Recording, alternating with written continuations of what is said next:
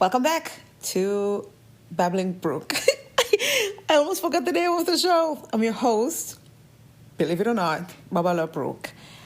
This is going to be a rant, albeit a long-winded one with a couple of tangents, as we always do.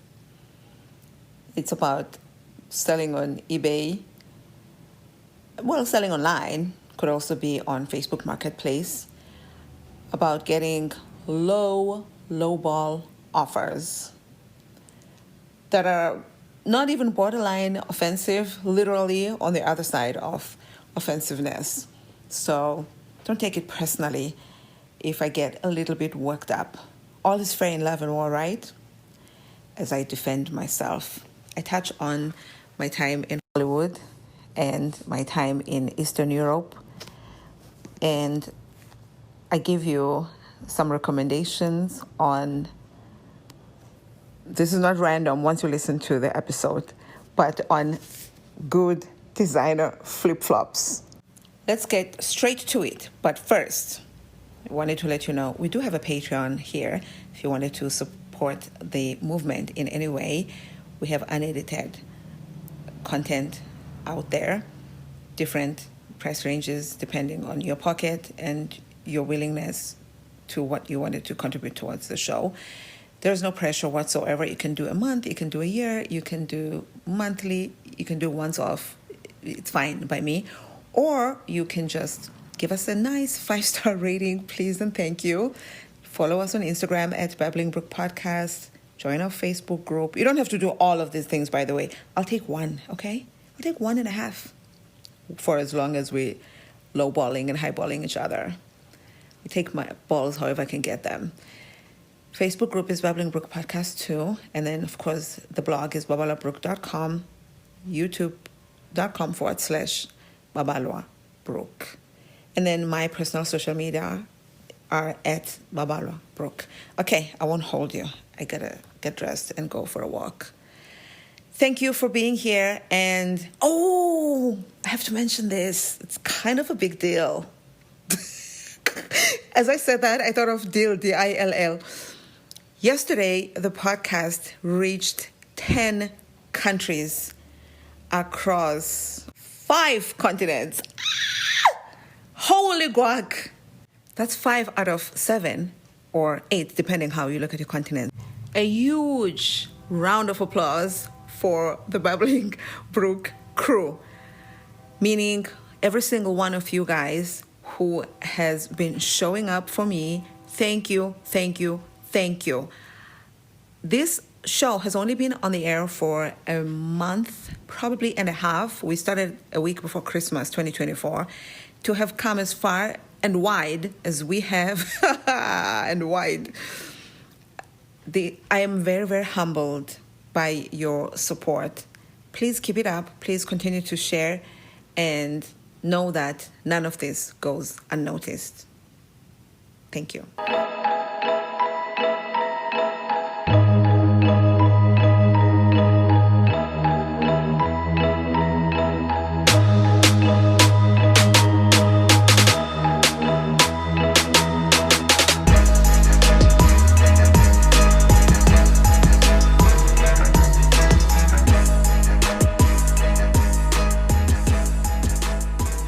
Last time, a buyer offered to pay what I had charged as a price of the item for shipping, as well as for the item itself.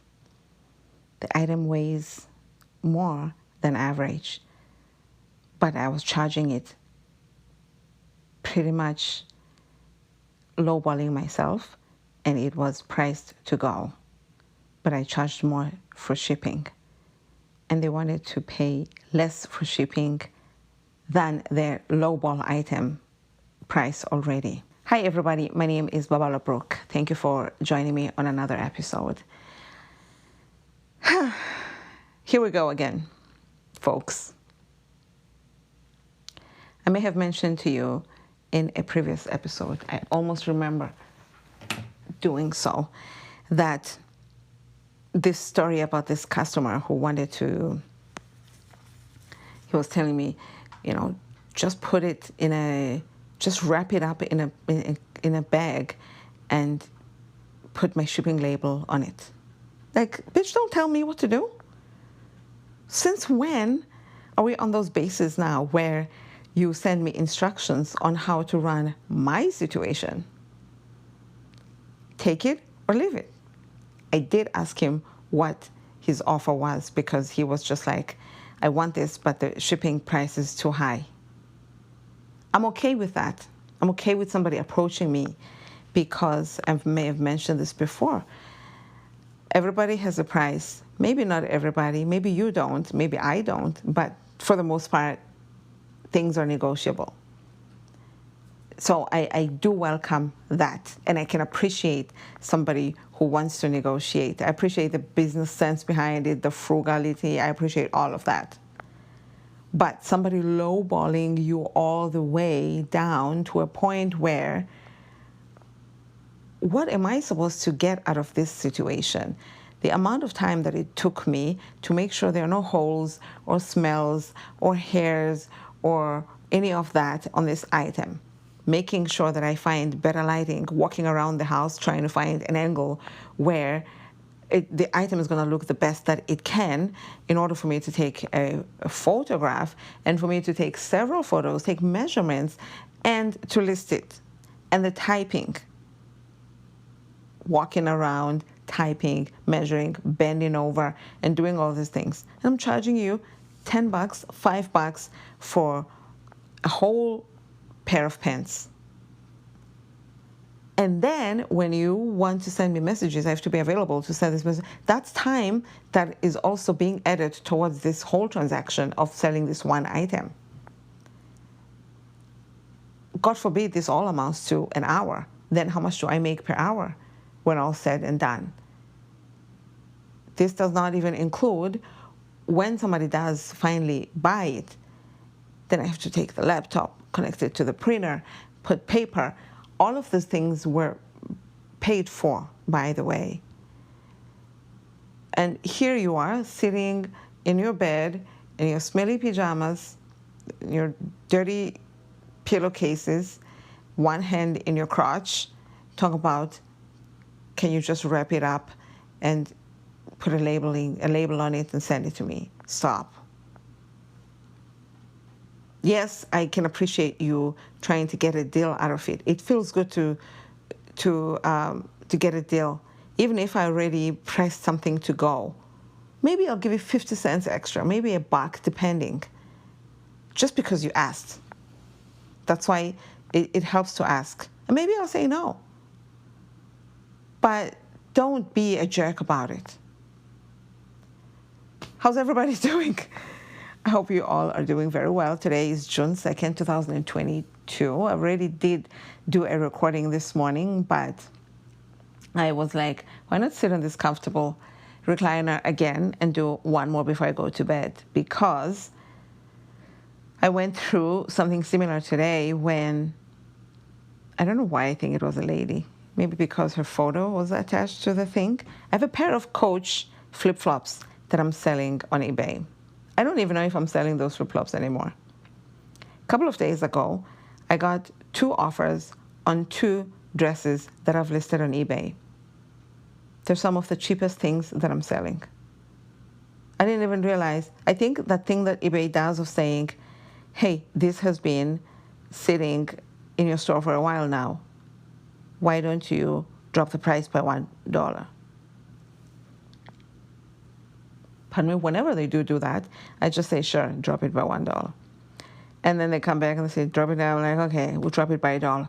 Not realizing that now we're at $4 for a vintage dress that has lining and a slit. It's a nice dress that I was super excited when I bought it for myself years ago.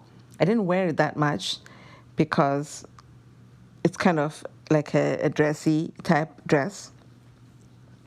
So I wore it like to the court show at Judge Judy and Hot Bench when I was doing audience for those court shows. It's almost a lifetime ago. When you go to those shows, it's so intimate that you can't really be wearing the same outfits over and over again, because people are going to be like, that lady looks familiar, especially in that green dress. Here comes these people, which it was none of their fault. I'm the one who kept saying, yeah, sure, drop it by one price and by $1, until not even realizing that I was at $4. This person, and it still said, make me an offer. So they made an offer on a dress that's already $4. What offer are you going to make? One person offered one of the dresses is $4.90 something, so $5. Offered $3.50. Okay. Listen, it's not too bad of an offer. It's not even 50% off. But I just couldn't accept $3.50 for a dress. This is a dress that I bought. It's really pretty. I wore it. I remember I have pictures when we went to a special date with my ex. He was wearing a brand new suit. I was wearing that dress, feeling so dressed up. I had knee-high boots that are heels. And it was a special, what is the name of this restaurant? Oh, the name is ringing in my head. It's a restaurant that rotates or revolves. I never know the difference. Downtown Los Angeles. Oh, the name is ringing in my head.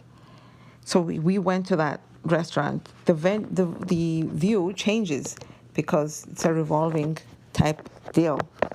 And the walls are the ones that are rotating, or maybe it's the floor. I don't know. One of them is, so the view does change. Sorry for my stuttering. I don't know why I'm stuttering.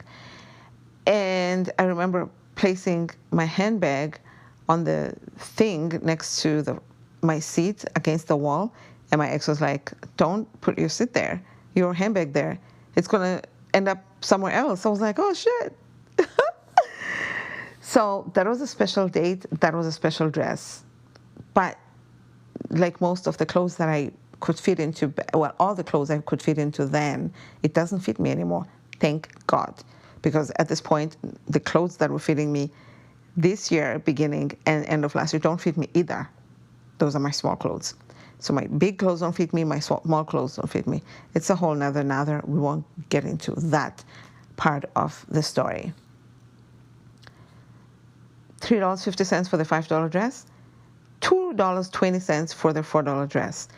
You must remember, dear brethren, eBay is going to take 15% off of just butt fucking, really.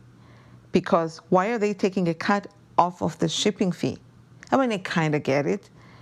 Because what some people do to trick the system is to charge a lot of shipping. So if eBay is going to take the money from the price of the item, meanwhile you're charging $20 shipping on a $1 item, then they're losing. So they just add everything up and they freaking take 15% of the whole thing, including taxes and everything. And you still pay the taxes and you still pay whatever. That's probably why some people charge like handling fees, which I feel like is such a scam. What are you talking about, handling fees? But then, not to be outdone, I myself this morning found myself looking up handling fees because I don't really want to be that person. It's such a turn off, when you like, okay, I've made my decision. This is who I'm going to go with. I'm going to buy from this seller. You've done your due diligence. You've looked at their reviews. You've looked at their this. You've looked at their that. And you choose them. Sometimes they're not the cheapest, but you've just made up your mind. When it comes to final fee, here comes this person with their handling fee. It's just like such a scam. Sometimes I'm like, fuck it. Sometimes I'm like, no, just wait. And then I have to wait until another day. Then I get carried away and I forget. And it's just, when you come back and you try somebody else, they have a handling fee too. You know why? Because the same freaking company, they just change their names. It's the same address, the same everything. It's the same people. They're charging 5 cents less here than over there so that they get that customer and that customer. They want the customer who likes the cheapest thing and the customer who doesn't really want the cheapest of the cheap, but the one second to that. So they get both customers. It's the same it's the same seller. And Usually it's from China, but they say if you live in Ontario, California, they're from Ontario too. I don't know how they do it. If you live in Florida, Ocala, they live there too. When it's time for shipping, the thing is being shipped from China. What? Yep. It's a whole nother conversation that we're not going to have because I don't know how they do it either. I found myself looking up handling fee, inspired by these $2 people. I was like, see, if I had handling fee now, I could say, sure, I'll take your $2. And then when they get there, I have an $8 handling fee. Then I was like, no, I don't want to be that person. Therefore, I didn't reply to their offers because it was just like, no. That's obviously a tangent. The real story I was here to tell was the Coach flip-flops people. I bought those flip-flops on sale. Maybe, was it Black Friday or it was some kind of a big sale, so I got lucky. And I was like, oh my gosh, let me get myself these. They're turquoise in color, really like fun colored, wearing Coach flip-flops. Look at you, expensive flops. Fine.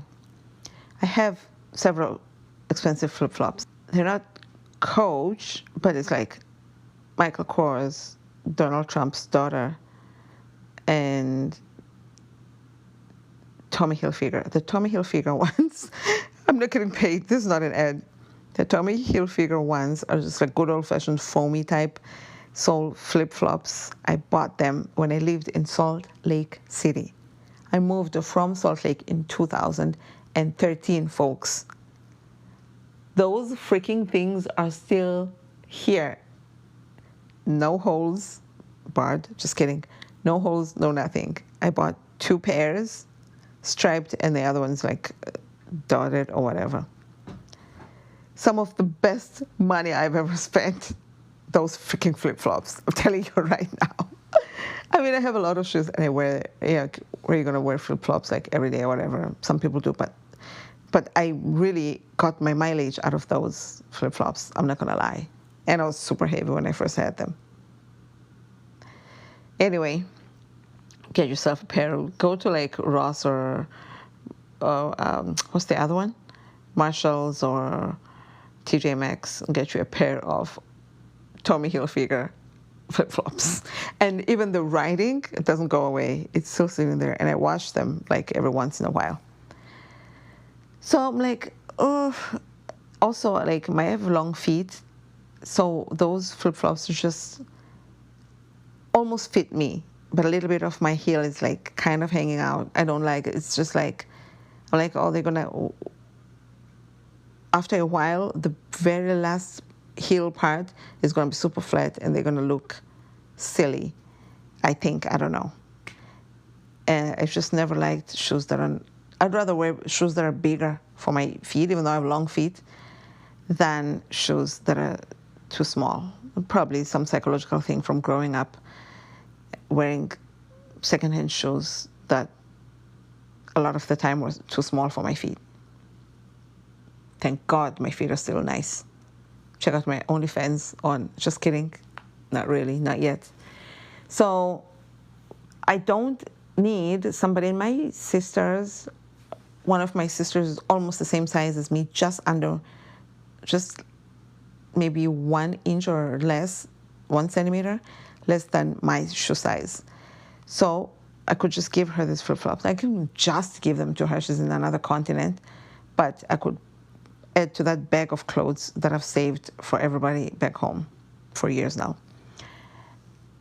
I don't need to make $1.50 profit on those freaking Coach brand new flip-flops. Fuck these people. When you look on Instagram or on eBay, sold items, somebody else sold theirs for more than double what these people are trying to pay. Enough with the lowballing. Like I said, I appreciate somebody trying to get a deal. But there's no need to tell somebody to bend over and just ram it. At least take me to dinner first and maybe put some Vaseline in there first. Like, no. Have some empathy, for goodness sakes. So they they sent me an offer, right? Which, all things considered, I'm going to end up making maybe $3. No, I don't need to make $3. Like, I will shut this fucking store. Right now I have 50-something items on eBay, but I have probably 200 items on Facebook Marketplace. I will shut both fucking stores, and I'll be okay. I don't mean to brag, but I'm just saying, like, it's so, like, annoying. You think I'm desperate to make $2.98 that I have to sit here and be entertaining your little messages because I know they're trying to make a deal, and I know that I'm the one who didn't remove the part that says, or best offer, but your offer sucks, okay? Your offer sucks. Sometimes people want, I sold a few things recently on eBay. Those things that I sold had a thing that, well, one of them was auction accidentally. And of course, eBay, I just made all the edits, and I edit this, add that, not realizing that by adding all these bells and whistles, this company over here, eBay, is going to charge me $5 extra. I was like, what? This is one of my first listings. I started off with a negative $5 balance. I was like, what are you talking about? So I called them. I said, can you remove this thing, please? I know it's part of your terms and conditions written in fine print somewhere on page 13 of something that nobody reads. But can you please just take it out without us having to?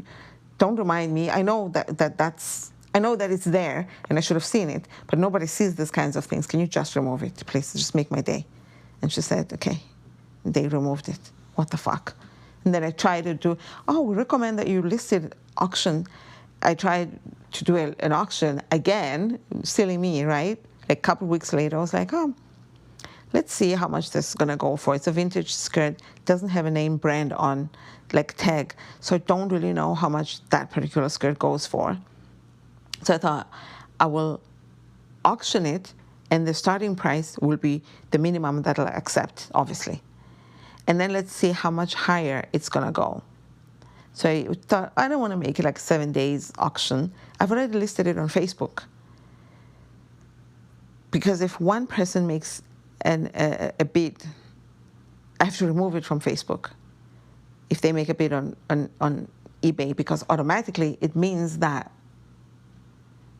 somebody's going to buy this thing. Even if nobody else makes a bid, the first person to make a bid, it's final. I'm going to get that person's money or somebody else's.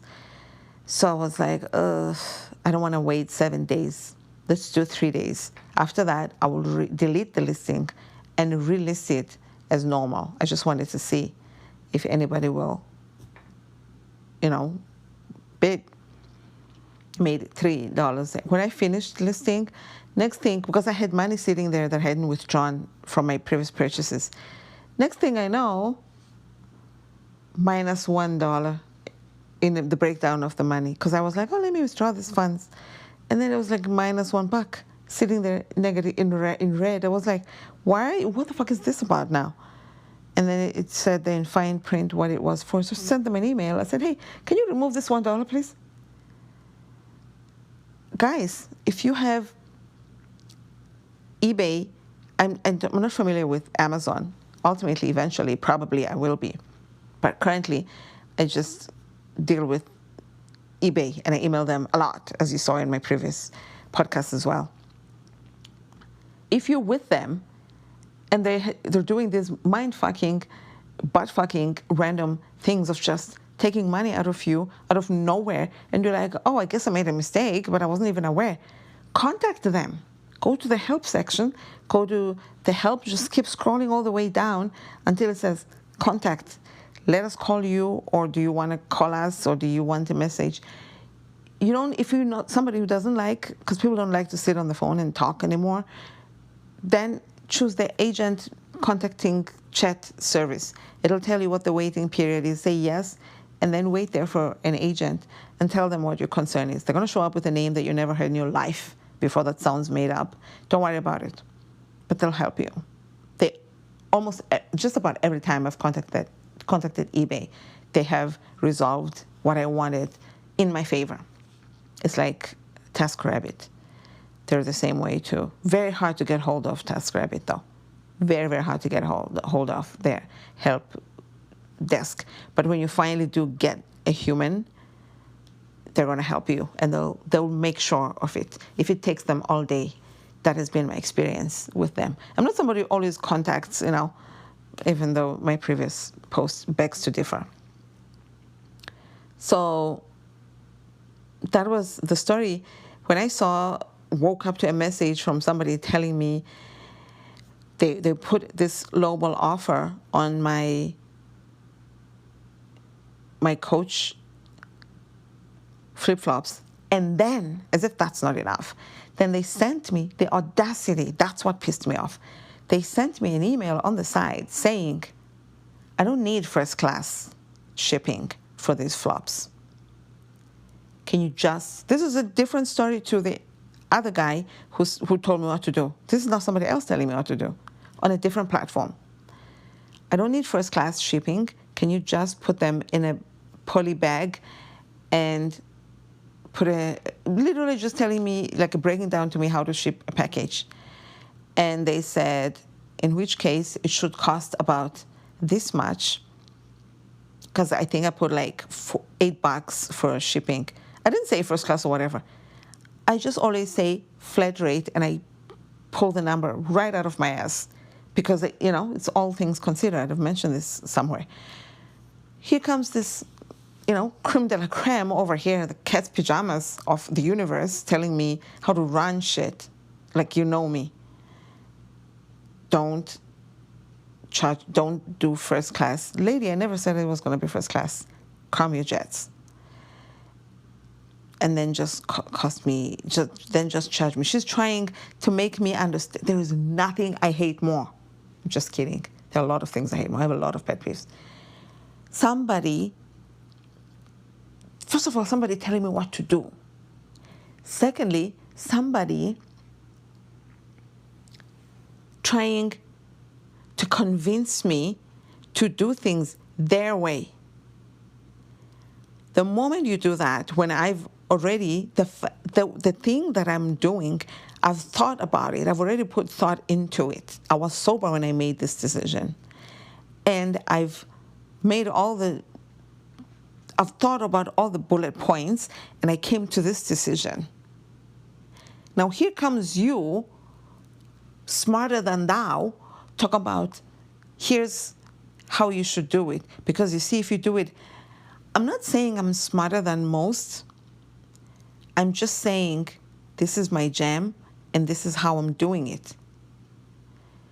So, I just cannot foresee somebody coming in to the situation and telling me how to do something in a way that is going to make me excited, who's trying to benefit from the situation. That shit's going to be biased already. Somebody who doesn't have a dog, no. Who doesn't have a bone in the fight. Is that what it is? There's no dog in that phrase?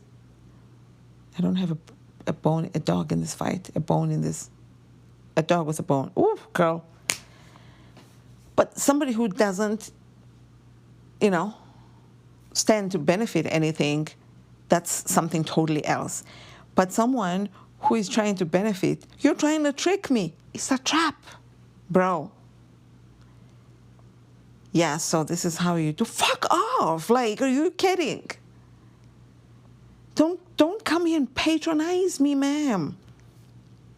You want $10 off? Tell me you want $10 off.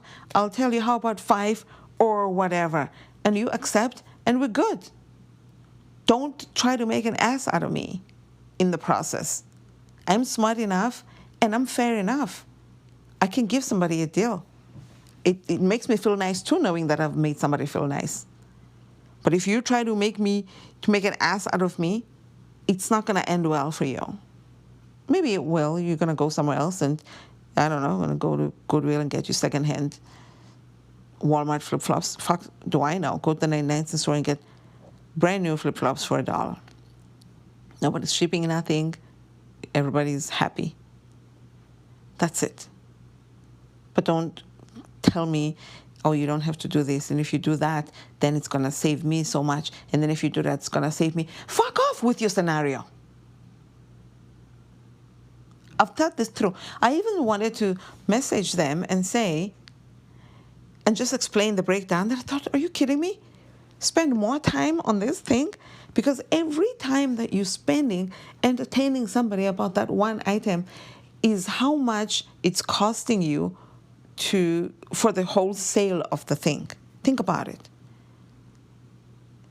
All that, another person making another offer, another this, another that, that's all the money that's going into that. Deduct that from the total. So if ultimately you're going to make $25, $30 from this sale, but it's taken you 20 minutes to list it and 10 minutes to relist it and 10 minutes to negotiate with annoying people, 10 minutes to negotiate with people who are normal, and add all of that up and then divide it. That's how much you make per hour. You know what I mean? So I was like, no, we're not doing that. Even if I sell things for $5, I love a person who comes in, it just says, congratulations, you've just made a sale. I almost immediately work out how much it's going to cost. And then I click buy this label, take the labeling, send them, here's the company that's delivering it, here's the label, and within the next 24 hours, whoever is going to pick up my mail the earliest is coming to pick up this person's item. It's going on the next train, plane, automobile. Done. That's the guy I like. That's the guy I like. It's fine if people have questions. I welcome those as well. Sometimes they have questions and they end up not buying. Sometimes they thought it was a gentleman's shirt, even though it says ladies' blouse. Hey, fine. I'll answer those questions and we're good. And then they end up not buying it, even though it was a female. You got excited to say, oh, it's a female. You're thinking I'm about to make a sale. And they say, no, I'm shopping for my husband. And then it's like, oops, okay, no. Now you can't backtrack and say it's unisex, because that's not how I rock. Like, it's not unisex. If you were a guy, I sell a lot of female clothes to guys. I don't know who they're buying them for. I don't care. Do you, boo. Or do whoever you're buying the thing for. Either way, it's fine by me. But it's just, for me, the audacity to come in and be trying to tell somebody something. It's not the principle of, that's the principle for me that bothers me. It's not somebody trying to negotiate or trying to get a deal. And like I said previously, I love a good deal too, but if I see that this price is worth more or is worth this much, and that's the price they're charging, I'm not going to make an offer, even if it says you can still make an offer. Because I'm like, no, this is priced fairly. It's okay. I'll take it for that much. Believe it or not, a lot of people don't make offer. I don't know if they don't know or what, but a lot of people, even though it says you can make an offer, they won't make an offer. If they would, all the shit that's sitting on my eBay would have been offered and gone, because a lot of my stuff, especially the more expensive vintagey stuff that's like 30-something, 40-something, it's not too expensive. I know that my prices are too low. Relax. I know. But I'm just pushing all these things, trying to get my ratings, trying to get back into the swing of things and to get people following my page and liking my stuff and seeing that I'm a good person to deal with, just to, get that traction. When you launch a store or relaunch it, you don't start with the most expensive prices. Or you do. Because I was watching Housewives of Beverly Hills today, and Sutton, that Dolce & Gabbana friend lady, she was doing her store and the things are so expensive. So sometimes you do, I guess, but that's not the angle that I'm coming from. So I'm okay just almost, making nothing out of the deal. I am making something ultimately. I'm not going to sell it I'm not selling anything at a loss. It's like when I was pursuing acting and people were like, oh my God, I need a reel. I'm going to go and do this shoot for free because they'll give me a DVD and I'll use that as a reel. Fuck that. It never worked for free. Like, for what? What? I have to get into my car, bring my clothes, and 4 changes of outfits, and then be stuck in traffic on my way there and back with my gas-guzzling V8 while I'm going to shoot. And you're going to give me a slice of pizza, but I'm on a high-protein diet. Thank you very much. Isn't everybody? And then sit there. Yeah, everybody's going to be nice because you're not getting paid. That's your payment, the kind treatment that should come standard. And then you're going to hope to get a DVD at the end of this, or whatever they call it. And then at the end, some people don't even get their freaking reels. Now you just got fucked. I was like, yeah, guys, I'll figure out the real part. I'll just add clips from this, that, and the other. What I'm not going to do is to work for free. I mean, I kind of did for a friend, but that was a friend. That was a different deal. And he came and picked me up from my house and dropped me off and stuff like that. And it was a friend, so it was like a kind of a favor for a friend. And it was nice, like, experience just to do that. But it wasn't something that I was doing. I wasn't somebody who works for free. It was not working, too. It's like, okay, so you're a volunteer. Even when I was volunteering in Eastern Europe as an English teacher, story for another day, or you can find the story, the treatment there. Just go look up Georgia. Just search Georgia on my blog, babalabrook.com. It'll blow your freaking mind. I talked about some of those experiences recently to a lady I met at the thrift store. Not the mean lady that I told you about in one of the previous episodes. Not the see you next Tuesday. The see you next Wednesday. Just kidding. A different lady. And she was floored with the stories. Her jaw was on the ground. And as I was remembering remembering the stories, I was like, man, this shit really did happen. It really did. Like, people looking at you making monkey sounds and gestures because they genuinely think you're a monkey. Tell you what. Okay, that's enough rambling. I feel like the tone is becoming maybe angry. I was looking at my cycle calendar today. I was like, okay, I ate. I'm starting to crave bread a lot already. And I ate like 1,600 calories today. Normally it's 12. I'm supposed to eat 12. And I've been very good for more than a week, or maybe, for like 2 weeks, maybe more. Thank God. And now, what am I doing? And now I'm like over here pissed. So I was like, it's beginning to look a lot like PMS. Sorry, guys. But I feel like it's too soon for that. I know it's only 2 weeks later, but it hasn't been 2 weeks yet. So hopefully I'm going to be nicer tomorrow.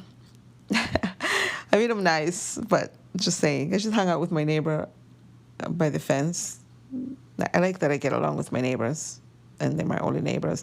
I feel like the two of them and myself have this thing in common where they're home. Like, if they're not out working, they're usually here at home. Well, one of them for sure is.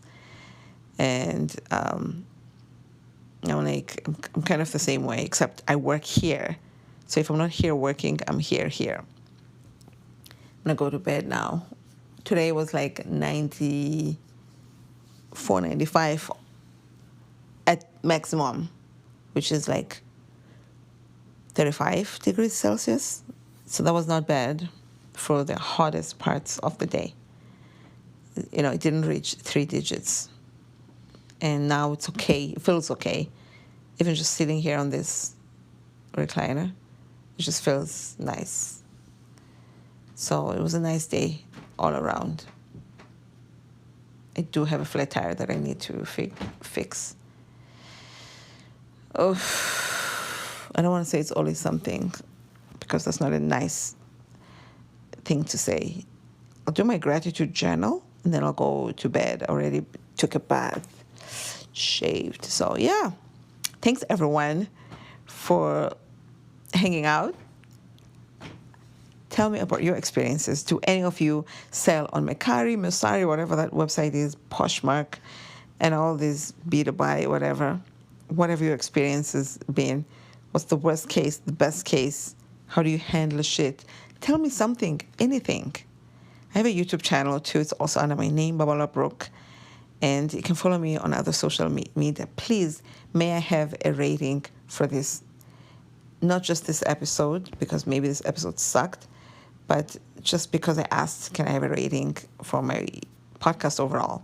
Apparently, it'll help the movement and make people find me, and then we can build a bigger and bigger community, right? Thanks. Bye.